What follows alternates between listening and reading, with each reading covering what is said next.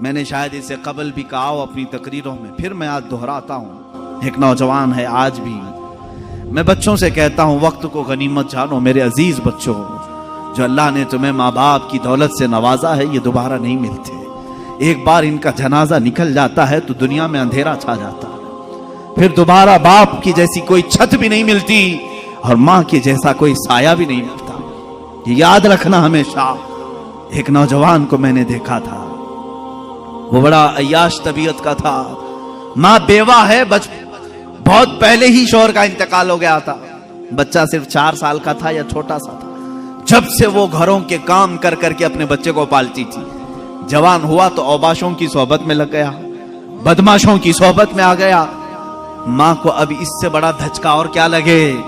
ایک دن آئی تھی میرے پاس روتے ہوئے، کہا غضب ہو گیا، زندگی نے پہلے ہی میرے سے شوہر کی جدائی، اور میں نے ایسے ایام کاٹے کہ لوگوں کے جھوٹے برتن دھوئے اس امید پر کہ ایک بیٹا ہے جوانی میں، یہ جب پہنچے گا تو میرے بڑھاپے کا سہارا ہوگا، لیکن مفتی صاحب ایسا ہو گیا کہ میرا بیٹا بدماشوں کی صحبت میں چلا گیا، اب میرا وہ آخری سہارا بھی ختم ہے، میں کس کے پاس جاؤں گا۔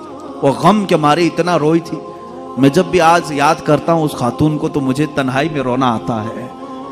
میں جتنی کوشش ہو سکی، میں کوئی بہت بڑا مؤثر آدمی نہیں ہوں، ایک چھوٹا طالب علم، سوچا کہ اس نوجوان بچے کو بلاؤں، اس کے ساتھ میں نے تھوڑا وقت گزارا، اسے سمجھایا تیری ماں کی قدر و قیمت کیا ہے، وہ ایک بیوہ ہے، ایک بیوہ ہے، وہ 4 عورتوں کے ساتھ بیٹھنے میں شرم کرتی ہے، کیا تو اپنی ماں کے ساتھ وقت نہیں بتاتا؟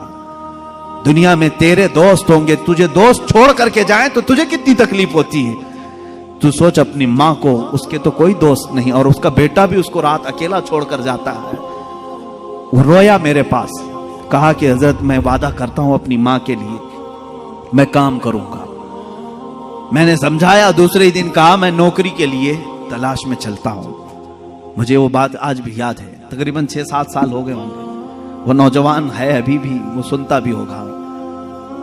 اس نے کہا اماں سے میں کہتا ہوں میں نوکری کرتا ہوں۔ ماں اس دن بڑی خوش ہوئی، کہا حضرت آپ نے میرے بچے کو سیدھے راستے پر لانے میں بڑی میری مدد کی ہے، بس زندگی کی ایک ہی خواہش رہ گئی ہے کہ میں اپنے بیٹے کی کمائی کھا لوں، میرا بیٹا کما کر کے لایا ہو میں وہ کھا لوں۔